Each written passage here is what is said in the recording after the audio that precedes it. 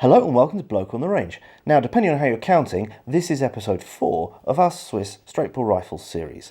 Now, where we left off, all those not on a pony had been issued with the Schmidt-Ruby in 1889.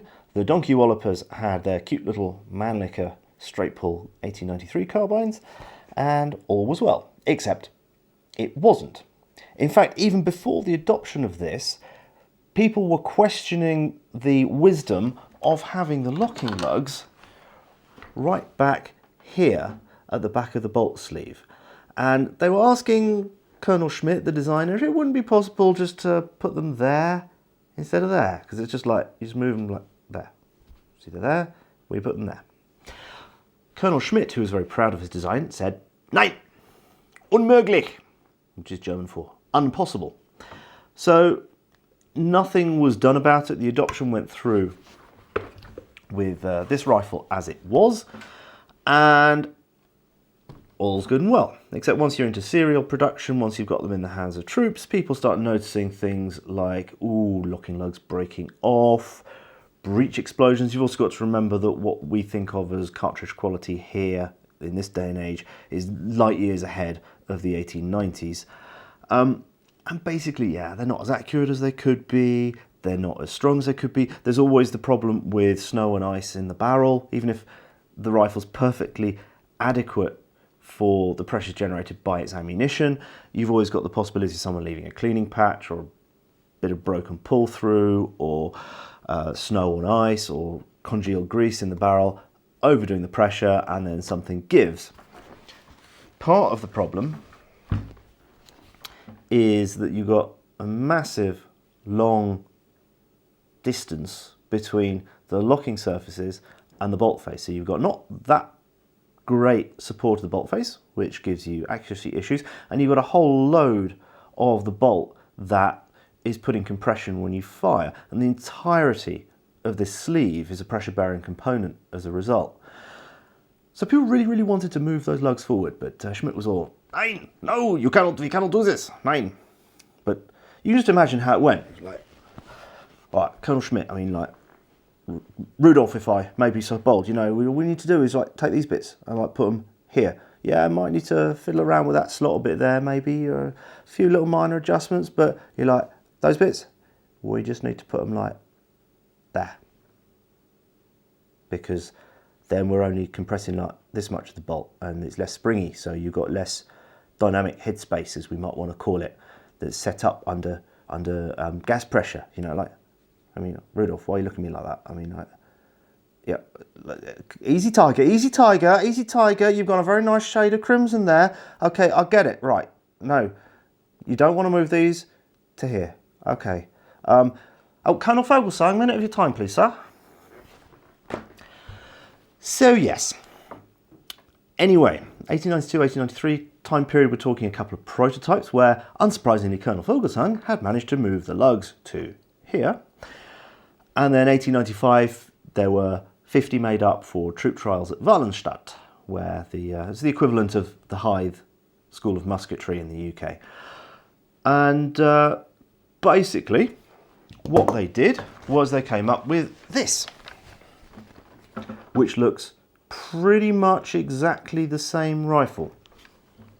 And up to here, from the front, it basically is. In fact, it is exactly the same rifle. Right, so I brought the camera around, and the first thing I want to note here is that this is actually a private contract rifle. This was, there are always a certain number made up for civilian shooters to buy in practically any pattern that was of any interest for target shooting. Now, actually the private ones, this one's in the 2300 series, more of these seem to have survived than actual military ones. If you look at the figures, only about 1,280 of them were not converted into 9611s, and we'll get onto that at the right moment. Now, a lot of the private ones were also upgraded during the changeover to GP11, but this one escaped, and I'm very glad to have managed to acquire it. This is one of 3 unicorns in the series, or 4, well, depends on whether we count trials rifles or not, but of the main production rifles in the series, there are 3 unicorns, of which this is one, and this is the only one I've managed to get hold of.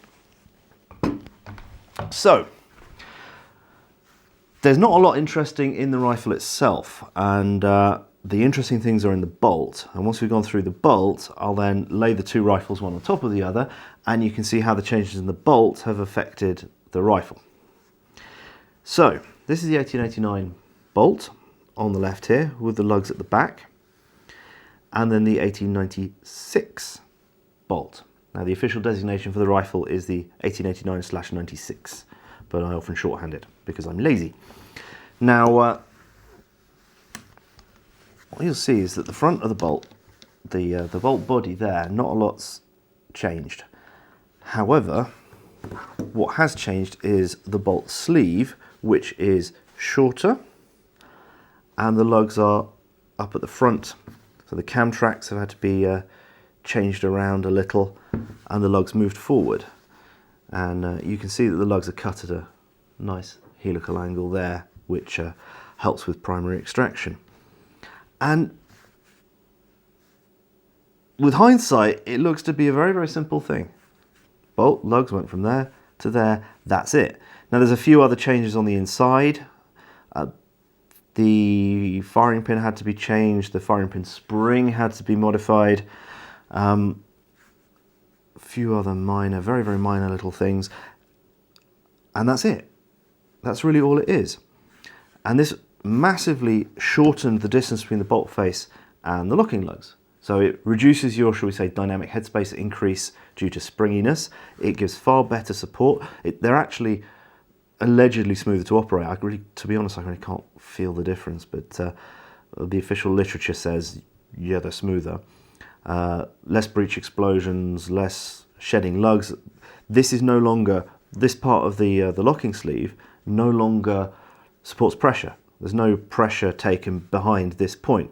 So this is no longer a function critical or safety critical component, whereas here it is all the way right to the back. And this is the bolt that was then used through the whole of the 1911 series, and it's only with the move over to the K31 in 1933 that the bolt was changed. This is common to all of the rest of the series until we get to the K31. Right, so what I've done here is I've laid the 2 on top of each other so that they match up. Now the barrels are the same, front sights are the same, nothing's changed up here. This is all exactly the same. Rear sight's the same, all the same, magazine the same, rear of the ejection opening, it's the same. And then if I skip to the end, the overall length is the same. What's changed here is here. So we've got about 20 millimeters off of the receiver, which, to give the same overall length, they've put on the butt. So you've actually got a bit more length of pull, another 20 millimeters of pull that you didn't have before. The trigger is moved forward as a result. The 1889 underneath is quite a long way back. And yeah, that's really about it. There's a few very minor differences that you can tell at a glance which is which, even from an old photo. It's this relief hole here is quite a long way back from the front of the op rod channel there, and is behind the rear of the magazine release lever. And then here it's closer and it's in front. That's about it. Now this is for the most significant change over in the entire system, aside from the caliber change. This is a really boring conversion. That is all there is to it. Sorry. So now the adoption of these rifles was typical Swiss pragmatism. They just decided that as of a certain date, all new rifles produced and acquired by the military would be to this new pattern instead of the old pattern. So they started series production in 1897, and it just seemed that from about that date onwards that these were issued to recruit schools.